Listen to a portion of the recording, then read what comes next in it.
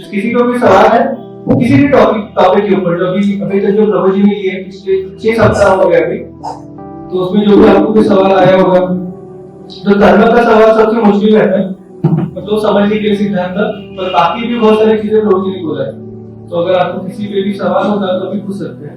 आपका सवाल जो होगा शायद से बाकी लोगों का भी हो सकता है, इसलिए गली भी मत जो भी होगा अलग अलग सवाल तो कर ही सकते हैं। जैसे भागवतम जो है वो पूरा सवाल जवाब ही है। भागवतम में ऐसा कुछ नहीं था कि सिलेबस लेके आगे थे और वहां पे चालू हो गया पीपीटी दिखा के तो उसमें चलो ये पहला chapter, second chapter, third chapter, ऐसा कुछ नहीं था। अलग अलग सवाल पूछे जा रहे थे। नैमिषारण्य में जो ऋषि थे शौनकादि ऋषि जो सूत्र गोस्वामी का सवाल पूछते थे, उसके इंटरेक्शन भागवतम में इस प्रकार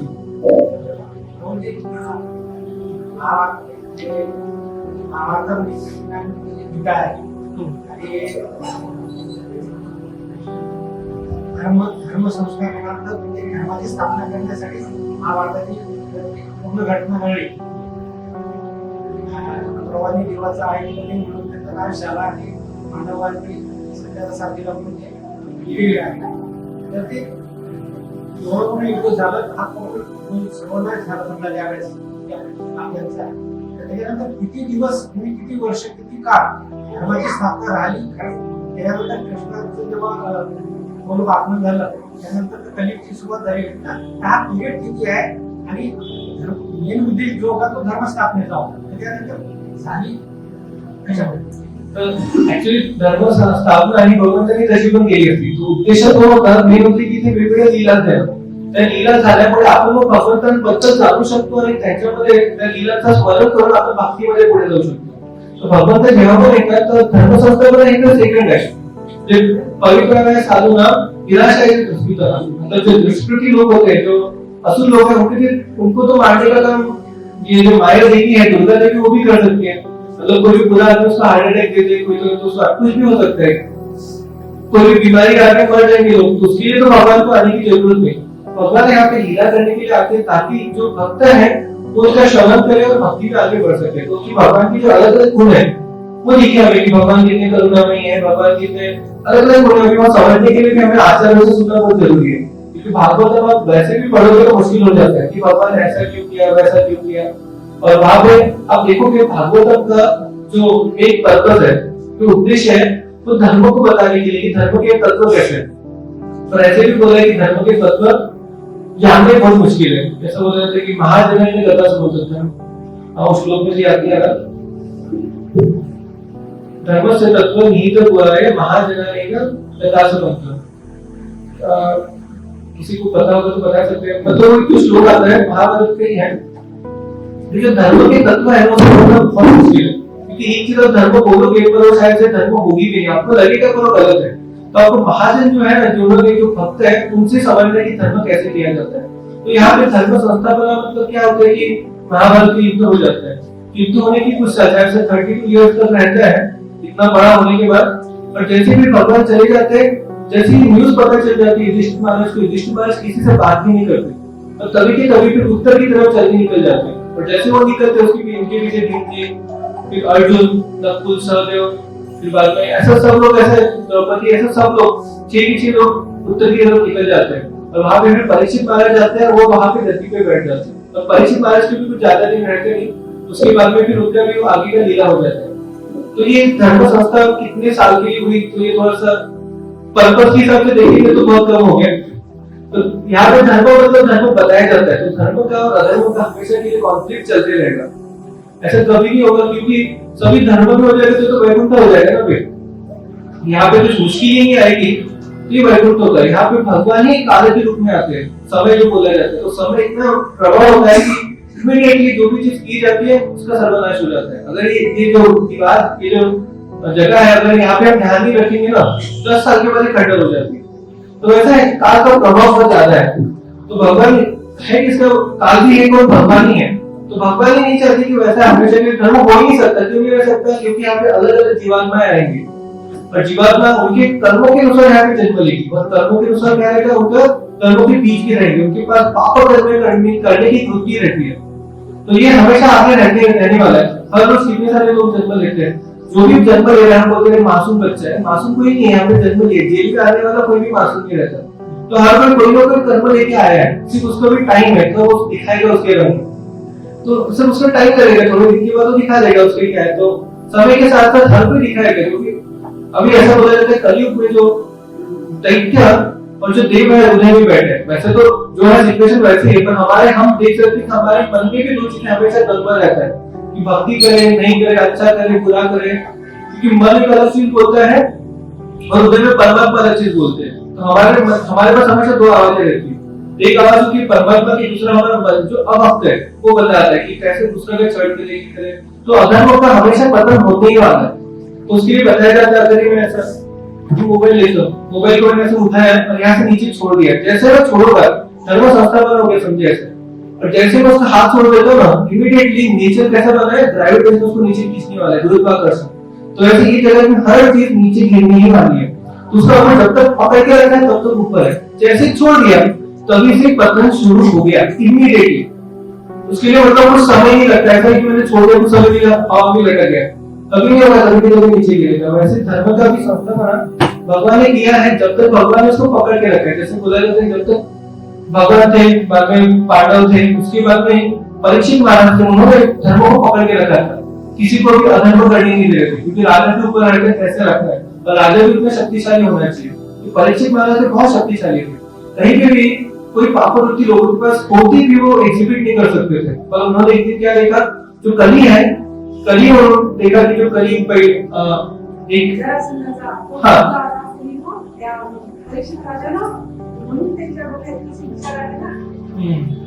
तो वो तो राम का भी अलग बात है, पर एक बार ऐसे ही परीक्षित महाराज जाते हैं जंगल, तो उनको दिखता है एक काला आदमी होता है, काला ऐसे कुछ अलग ही दिखता है, वो गाय को और बैल को उनको बहुत ऐसे पिटाई कर रहा होता है और बैल के तीनों पैर टूटे हुए रहते हैं। तो बताया जाता है कि वो जो था ना, जो काला आदमी, वो कली था, कली पर्सन इफेक्ट।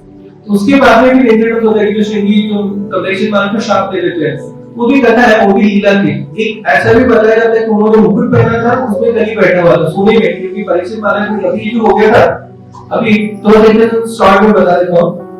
सबसे पहले परीक्षित महाराज जब जंगल में गए थे, उन्होंने देखा ये जो काला आदमी है वो गाय और बैल इनको मार रहा था, और जैसे ही ये परीक्षित महाराज ने देखा, उन्होंने अपनी तलवार निकाली और उनको मारने के लिए गए। बोले कि मेरे यहाँ पे अधर्म कौन कर रहा है, क्योंकि जो गाय है ये धर्म का प्रतीक है, दोनों की मतलब गाय और बैल। तो ये धर्म जो पिता है ना, जो बैल होता है, तो धर्म की हिंसा करे। जो चार जो लेख होते हैं बैल के, जो हम जो चार बोलते हैं ना, कम्युनिटी को कहते हैं, रिकॉन्सिलिएशन, तो ये चार जो नियम होते हैं उनको पकड़ने के लिए होता है। तो ये सब टूट गया होता है, सिर्फ जो सत्य रहता है थोड़ा सा रहता है, वो भी उसके ऊपर भी बात चल रहा होता है कली का। तो ये अधर्म वाला होता है, तो वहां पे बोलते हैं कि मैं आपको भी मार डालूंगा। तो ये एकदम से पहले तो गलत कार्य करते हैं, एकदम से क्या करता है, ये कली होता है, परीक्षित महाराज को शरण में आ जाता है, बोलते हैं कि मैं तो आपका ही, मैंने जन्म तो यहाँ पे ले लिया है, जो भी यहाँ पे जन्म लेते हैं वो तो प्रजा हो जाती है, तो आपका प्रोटेक्शन है कि मुझे भी कहीं ना कहीं जगह दीजिए। परीक्षित महाराज बोलते हैं आपको जगह मिलेगी जहाँ पे भी जो चार नियम है ना, हम जिसमें पालन करते हैं, जो भी इसका नियम को तोड़ेगा वहां पे कहीं जाके बैठ सकता है। और फिर वो बोलेगा ये चार जगह तो आपके यहाँ पे कहीं मिलेगी नहीं, अगर मैं चार जगह ढूंढूंगा, यहाँ पे कोई ना मांसाहार कर रहा है, तो क्यों संबंध है किसी के साथ, सब तो सब अलग अलग चीजें बोलते हैं, ये तो कोई नियमों का यहाँ पे उल्लंघन ही नहीं हो रहा, तो मैं रहूंगा कहाँ पे। तो बोले कि मुझे कुछ और जगह दीजिए। फिर वहां पे परीक्षित महाराज बोले जहाँ पे भी सोने का अकुमुलेशन होता है, जहाँ पे सोना बहुत सारा है, जहाँ पे पैसा बहुत सारा है, वहां पे भी कली आ सकता है। तो ऐसे बता दिया था। तो वही जो इंसिडेंट है कि सोने में भी कली रह सकता है, तो जो जैसे परीक्षित महाराज के सर पे जो मुकुट था उसके अंदर कली ने प्रवेश कर लिया था, ऐसे बोला जाता है। पर दूसरी तरफ ऐसा बोला जाता है कि भगवान की इच्छा थी, इसलिए परीक्षित महाराज को प्यास लगी। नहीं तो परीक्षित महाराज बाद में हम देखते हैं, उनको शाप लगने के बाद 7 दिन की जो बिना खाने पीते एक ही जगह पे बैठकर श्रवण करते हैं, उनको बोलते कि मुझे भी प्यास नहीं लगी, मुझे तो भूख लगी है, मैं जो ये सुन रहा हूँ ना अमृत कथामृत, उसकी उसको मुझे उससे अलावा कुछ भी नहीं चाहिए।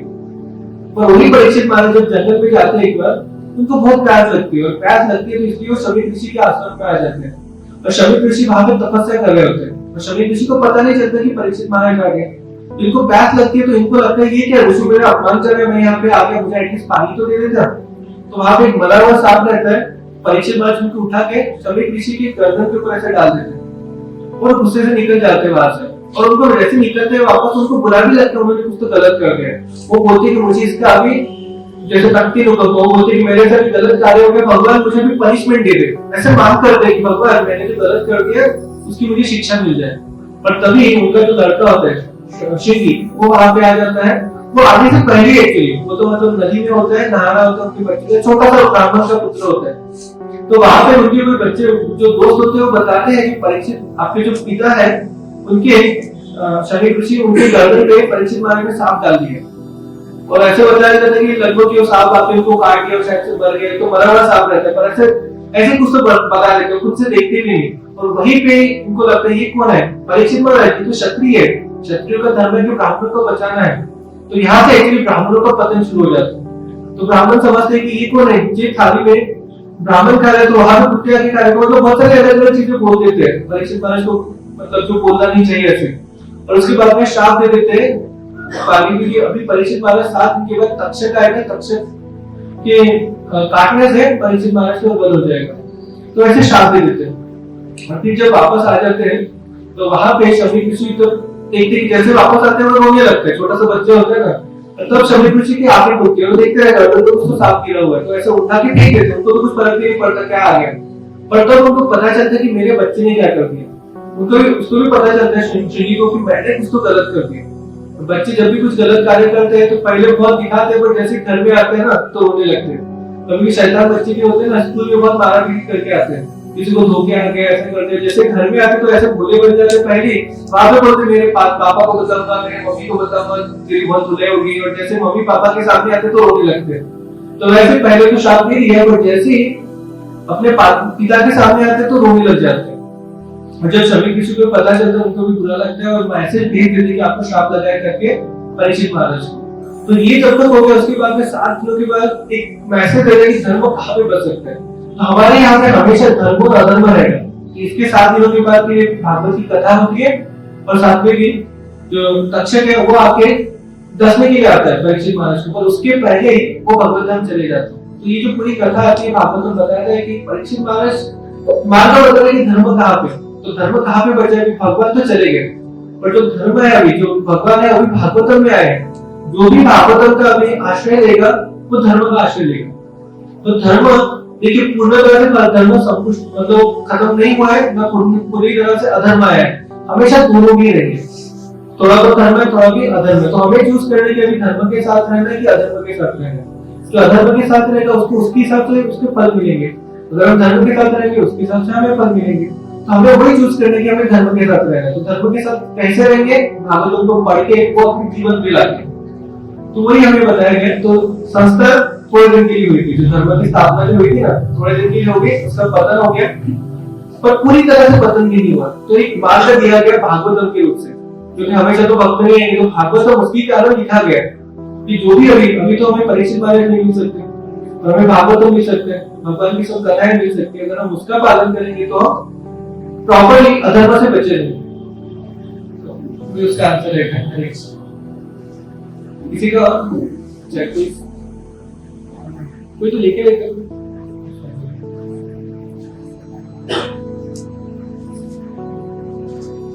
एखाद्या व्यक्तीला जर आपल्या जवळच्या व्यक्तीजवळून त्रास होत असेल तर त्याचे मागील जन्माचे कर्म असते का, वो पूछ रहे हैं किसी को,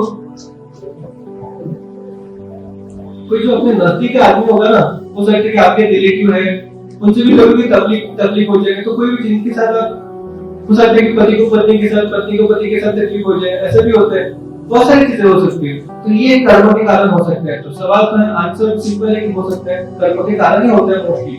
कभी कभी अगर आप भक्ति में आ गया तो भगवान कर सकते कुछ चीजें कि ठीक है हमारे शुद्धिकरण के लिए हो सकता है, पर हमेशा ऐसा होता है कि भगवान अपने कर्म के हिसाब से, क्योंकि ये अभी देखिए हमने जन्म ले लिया, एक परिवार में जन्म लिया है, तो जन्म जब लेते हैं उसको प्रारब्ध बोला जाता है। जो हमने पिछला कर्म था उसके हिसाब से हमें शरीर मिल गया, तो उसका तो फल हमें भी मिल गया, तो उसके हिसाब से हमें कुछ ना कुछ अभी अपने रिलेटिव मिल जाते हैं, तो उसको तो हमें सहना है। भक्ति में आने के बाद एकदम से कुछ गायब होने वाला है कि उनका हृदय परिवर्तन होने वाला है, ऐसा तो कुछ है नहीं।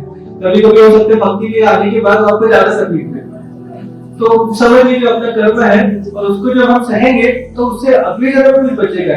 आप कर्म को रिटेलिएट करते हैं ना तो फिर से आ जाता है, हमें रिटेलिएट नहीं करना, उसको नकार नहीं कर देना है, उसको स्वीकार करना है। तो अलग अलग जैसे कि पुत्र भी 4 प्रकार के बोले गए। तो कभी कभी दुर्लभ पुत्र हो सकते हैं, कभी शत्रु पुत्र आता है। 4 पुत्र के होते कैटेगरीज। किसी को पता है क्या पुत्रों की भी कैटेगरीज होती है? आपके जो पुत्र है ना, तो 4 प्रकार के होते हैं।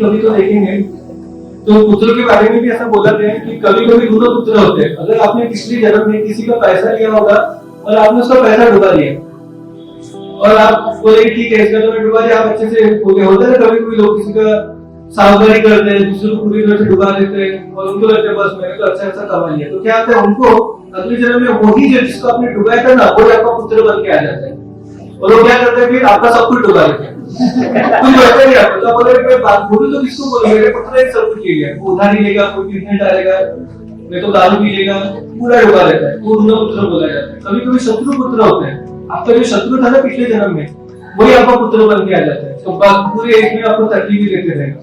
आप जो करोगे उसके हमेशा अपोजिट, जो बोलेगे उसके अपोजिट। तो ऐसे तो कभी सेवी पुत्र भी होते हैं जो आपकी सेवा करने के लिए होते हैं। तो ऐसे पुत्रों का भी और तीसरा चौथा भी कैटेगराइजेशन है। तो आपके कर्मों के हिसाब से आपको मिल सकते हैं। तो हाथ बदलिए तो क्या हो गया हरे कृष्ण आवाज एकदम से बढ़ गया, लगता है स्पीक बढ़ गया। कर सकते कि कुछ ठीक है आवाज आ रहा है। तो अगर मतलब हम अपने कर्मों के हिसाब से हमें पुत्र भी मिल सकते हैं तो बाकी रिलेटिव्स तो मिल ही सकते हैं। हरे कृष्ण। तो हमारे कर्म के कारण एक चीज और भी है बहुत जरूरी, कर्म कौन से कर्म के कारण हमारे साथ ये हो रहा है कि हमें जानना इतना जरूरी नहीं है। तो कभी कभी हम ढूंढते हैं कि किसके कारण हो गया। तो जैसे बताया जाता है कि समझिए कि आपको अगर मलेरिया हो गया तो किसके कारण होता है? मच्छर काटने के कारण। और अभी किसी को मलेरिया हो गया उसको डॉक्टर के पास लेके गए, उसको बहुत बुखार है पर डॉक्टर बोल रहे कि मेडिसिन लेना है, ये लेते तो ठीक हो जाओगे। तो बोले कि नहीं मुझे पहले बताइए कि मुझे मच्छर कब काटा, कौन से समय काटा, किस जगह पे काटा और कौन सा मच्छर था। वो जब बताओगे तब जाकर मैं दवाई दूंगा। बोले कि ये नहीं है कि दवाई देना जरूरी है। तो वैसे हमें भक्ति करना जरूरी है। कौन से कर्म के कारण मुझे मिल रहा है कितना जरूरी नहीं है, कौन सा मच्छर मुझे काटा था तो हमें जरूरी है। तो कर्म का सिद्धांत तो बहुत जटिल है। तो ये हो सकता है अपना कर्म है, कहीं तो काटा होगा, अपने कर्म के कारण है, उसको स्वीकार करना है। तो कभी भी अच्छी चीजें जो भगवान दे रहे हैं, बुरी चीजें वो भी भगवान दे रहे हैं अपने भले के लिए, ये समझने में उसका आगे चल रहा है। हरे कृष्ण। यस कृष्ण।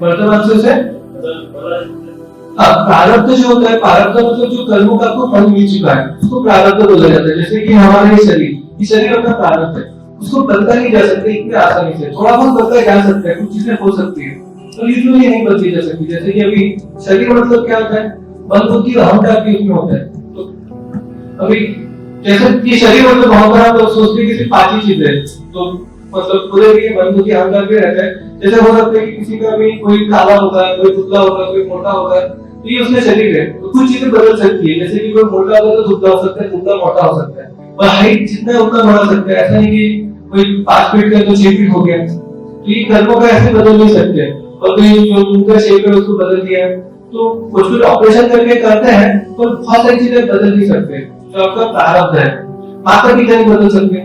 तो ऐसा नहीं कि मैंने जन्म इनसे लिया था मुझे कुछ बदल रहा है, तो मेरे माता पिता बदल गए, तो आपका प्रारब्ध है। तो कुछ चीजें बदली नहीं जा सकती, कुछ चीजें थोड़ी बहुत बदली जा सकती है प्रारब्ध से भी।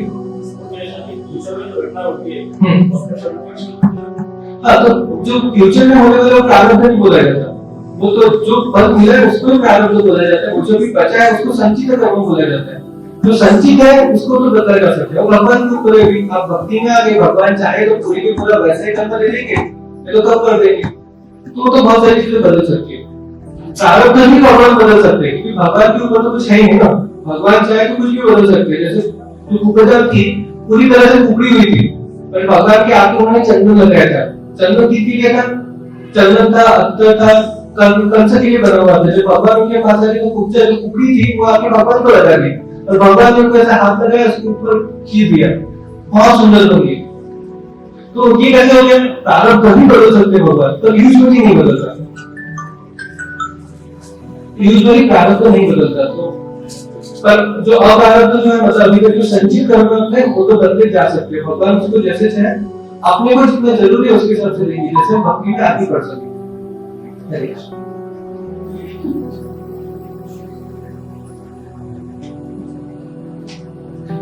कोई सवाल है? प्रभु जी, यदि हम लहसुन खाना नहीं खा रहे लेकिन हमें परिवार वालों के लिए बनाना पड़ता है, तो क्या हमें पाप लगेगा? कुछ करना अभी नहीं, ये सवाल भी बहुत वैलिड सवाल है। तो बहुत सारी चीजें होती है उसमें तो पाप लगने वाला है, हमें उसके लिए तो टेंशन नहीं ले सकते। और कुछ चीजें पापों से भी ऊपर होती है, आपके कर्तव्य भी होती है, आपको परिवार को भी सुखी रखना होता है, तो कुछ कर्म कर ही जाते हैं वैसे कि उसको सेटिस्फाई करने के लिए। तो मतलब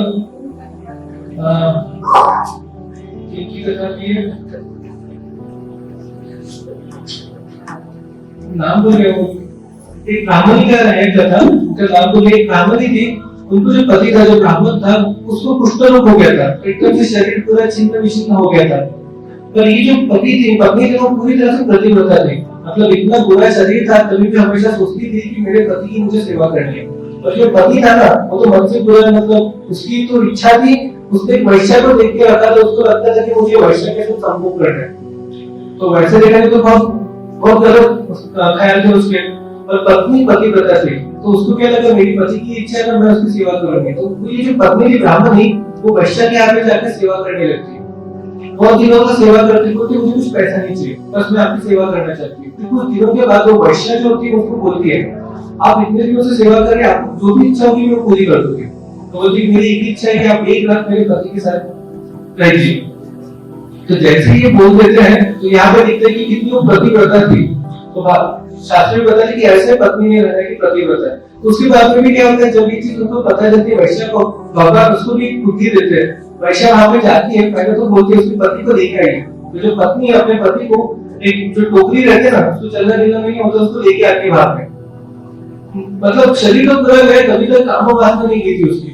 पर वहां पे जब जाते हैं बोलते कि पहले खाना खा लीजिए, वहां पे खाना रखती है। वहां पे जो वैश्या एक पहले तो सिंपल ऐसे जो कटोरे होते हैं ना, पत्थर में खाना रखती है, दूसरा सोने के बर्तन में रखती है और बोलते आपको किसमें खाना है, तो किसमें या किसमें भी चलेगा, फर्क क्या है।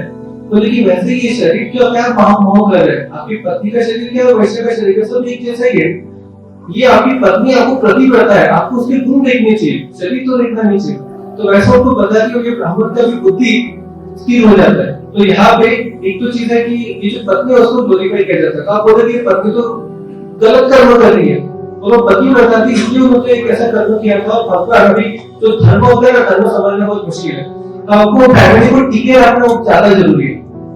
होता है कभी कभी वैसे अलग चीजें करने लोगों के ऐसा सोचते हैं कि डिवोर्स के पास आ जाए, समझ घर में झगड़े हो जाए। तो कभी झगड़े हो रहे हैं तो ये एक्सट्रीम चीज होगी, तो हमें उसको भी संभालना होता है, क्योंकि डिवोर्स तो होते नहीं शास्त्रों की, मतलब ये संभालना बहुत जरूरी होता है। तो ये सब चीजों को तो बहुत सम्मान देना बहुत जरूरी है। पूरे फैमिली मेंबर से तो कभी कभी करना पड़ सकता है।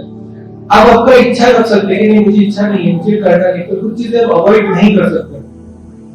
कभी कभी बहुत ज्यादा ही होता है कि अभी उन्हें का ठीक है घर पर चल सकते हैं। अभी होता है कि हमारे घर में भी बाहर के गेस्ट आते हैं, समझिए हम तो चाय लेते नहीं, तो हम पहले तो रखते भी नहीं थे घर में, जो कि आज हमको पता था कि यहाँ पे दूध ही मिलने वाला है, तो शरबत लेके बना लेके करके। और अभी जैसे भी बाद में शादी हो गया, फिर वो जो लोग आते थे क्योंकि उनको तो आदत है, अभी उनको आदत है तो फिर उनको थोड़ा सा अजीब लगता है। कभी कभी यहाँ पे आते हमारे गेस्ट को बोलते कि नहीं हमें चाहिए नहीं, खुद से बोल देते हमें चाहिए नहीं। पर कभी कभी हमें बोलते ठीक है आपको आदत है तो ले लीजिए, तो वैसे हम नहीं लेंगे तो बाहर जाके कभी भी लेंगे, अच्छा भी नहीं लगता हमें कि हमारे घर के बाहर जाके भी क्या आदत है, उनको फिर आदत लगी रहती है ना, छोड़ नहीं सकते। वहां पे कभी कभी ठीक है चलो ले लोगे, ज्यादा बदल नहीं कर सकते क्योंकि सब कुछ ऐसा तो वॉलंटरीली होता है। वॉलंटरीली चीजों में फोर्स नहीं कर सकते लोगों को कि जो करने करके। पर हमारे भी कर्तव्य रहता है कि यूजुअली हमें तो करना है, जितना हो सकता है हम बताएंगे तो सुनेंगे भी, तो करते रहिए। और जब आपका जो प्रैक्टिस देखेंगे तो धीरे धीरे होता है परिवर्तन हो जाएगा। और लेकिन नहीं तुमने कहा कि हमारे लिए बना के बोले ठीक है तुझे बना के मेरे लिए, तो ऐसे धीरे धीरे होता है और उसके लिए पेशेंस रखना होता है। कर्म का बोले तो भगवान देखेंगे भक्ति में होना, तो भगवान देखेंगे आपके मन का उद्देश्य अच्छा है, आप मन जो है आपका वो अच्छा है कि आप जानबूझ के नहीं बनाना चाहते, आपको ऐसा नहीं कि मजा नहीं बनाना है, आपको उपाय नहीं है ना इसलिए करना पड़ रहा है, तो वो चीज भगवान एडजस्ट कर लेते हैं।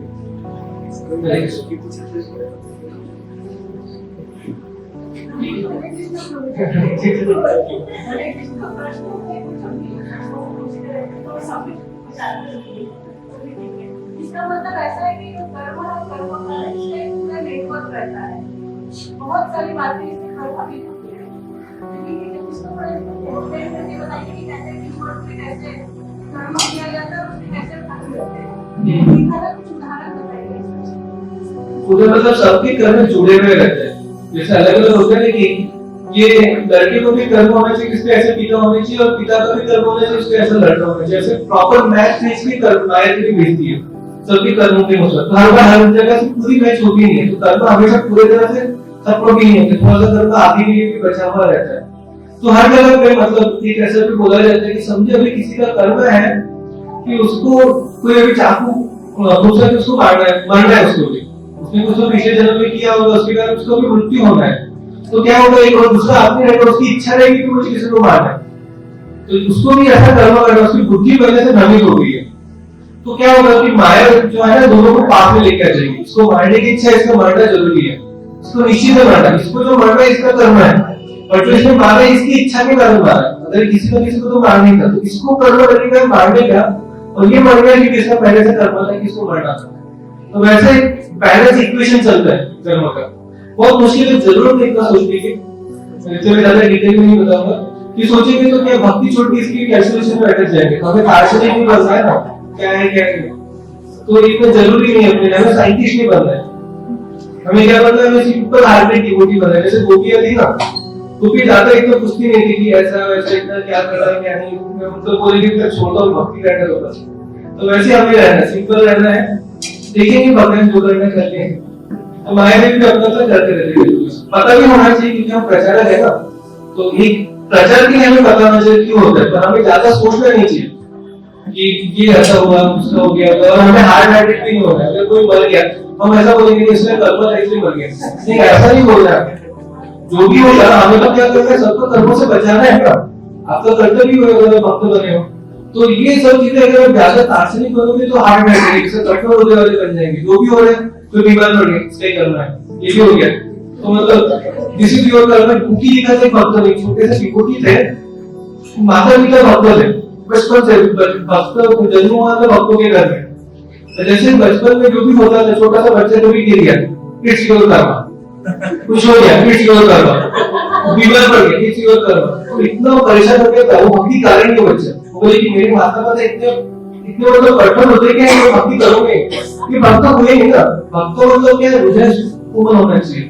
आप हर किसी को बोले कि आपका कर्म है आपका कर्म है, कोई आप हॉस्पिटल में जाके मिलने के लिए और इसी और कर्म तो ये जरूरी है, अच्छा नहीं कर्म में पता चलता देखते नहीं किसका क्या है, हमें तो कोशिश करनी है कि बचाना है सबको कर्म से, तो वही सिंपल आंसर है कि कर्म रहेगा पर कर्मों से ऊपर हमें सहानुभूति होनी चाहिए और समझना चाहिए कि हम उनको कोई भी परिस्थिति करवा रहे हैं, अलग अलग चीजें होती हैं हमें भक्ति में अग्रसर करना है, तो अगर आपका एक्शन है तो भक्ति से दूर कर रहा है, अगर आप ऐसे बोलोगे ना किसी को कि आपका कर्म ही था रोजी तो दूर हो जाएगा, उसको लगेगा भगवान कितने कठोर है, मैंने गलती की होगी तो मैंने बचपन में की है तो अभी क्यों, ये तो खटवा किसका है जिनको सूली पे चढ़ाया जाता है, खटवा मुनि के नाम, अच्छा उनका क्या होता है बचपन में जो छोटे रहते हैं ना तो उनको कुछ समझ नहीं आता, सब छोटी छोटी चीटियां रहती है ना, तो चीटियों के पीछे से ऐसे छोटा सा कांटा लेके उनको मारते रहते हैं,